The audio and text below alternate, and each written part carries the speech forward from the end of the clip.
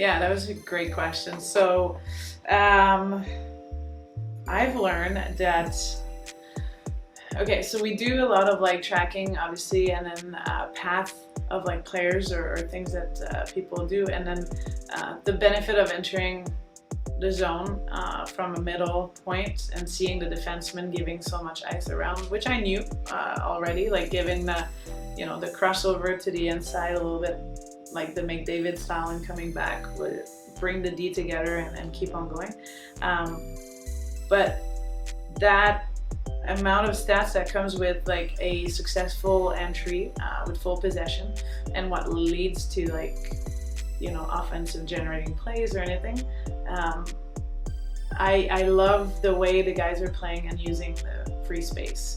So a guy will enter the zone, whatever has pressure, but then we'll put the puck in an area where another guy will go, versus in our game, there's a lot of like tape to tape passes. Okay, so we often, because there's no contact, we have a bit more time. So often we overlooked an area pass versus like me trying to go through your legs to get to the girl, right?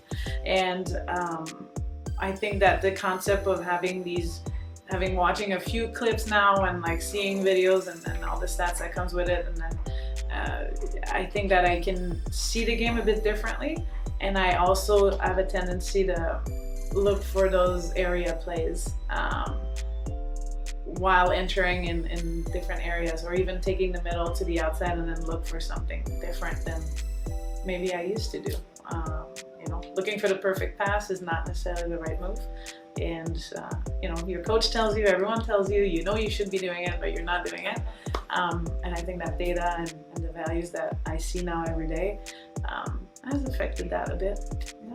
I'll settle for some plays that are smarter than the perfect ones sometimes.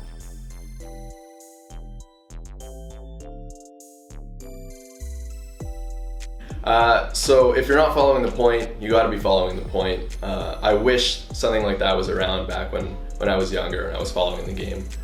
It's incredible what they're doing in terms of breaking things down in such a clear way, making it so palatable to understand, and just look at the numbers and really get a feeling for what's going on.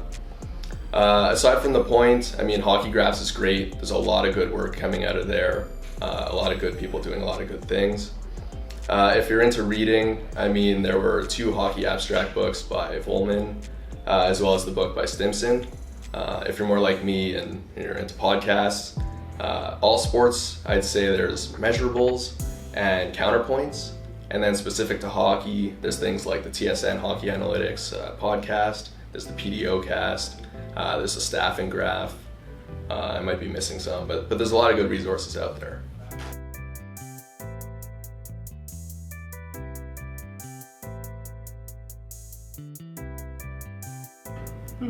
That's a really good question from Tim, because I think the word analytics has kind of developed like this kind of umbrella term, and I think it's going to impact all of those different verticals, whether it's in the management side, the fan experience side, betting.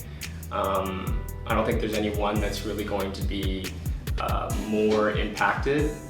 Maybe on the fan experience side, just because so many more people consume sports as a product, as opposed to maybe on the client side or the team side, because there's only so many teams, there's only so many players and people behind management.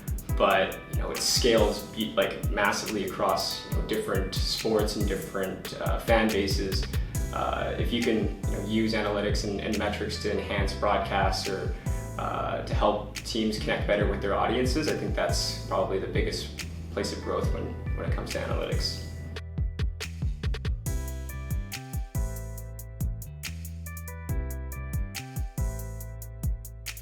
Yeah, so when I go about trying to find a story, part of it is I go and watch the game.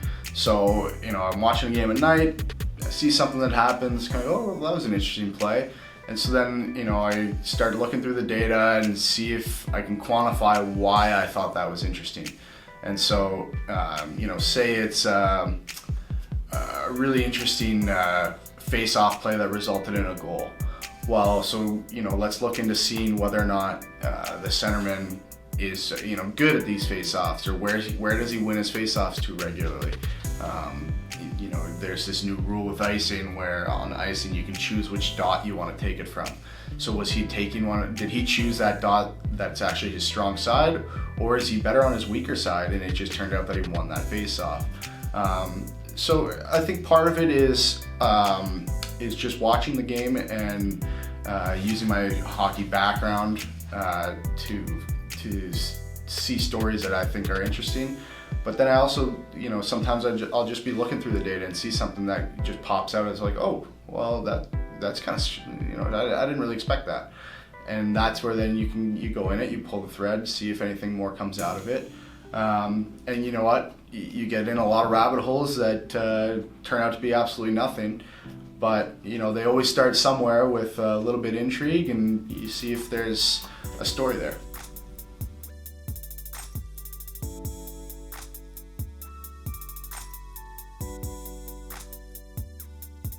So in terms of building out experiences that at the core part of the experience is the user navigating and understanding and reading data. I think the challenge is always data can be really granular. You can build really flexible experiences that provide users a lot of options, and you pretty much end up building kind of a spreadsheet of sorts. And the other side of the spectrum is building products that are extremely focused and don't provide users a lot of flexibility, but if you have a really clear understanding of the insights the users are looking for, you can really drive them to those really quickly. I think the biggest challenge is always kind of figuring out that balance for different types of users. Different teams with different levels of maturity around data, and the different users within them will have different needs around that. And so I think that is something that we're always kind of trying to balance and make sure we understand clearly who we're building different features for, because in certain cases, providing flexibility to a user will mean that it's too much data for them to navigate. On the flip side, not providing someone that actually really understands how to read data with enough flexibility for them to really answer the questions they want answered can really make the product completely unusable for them, right?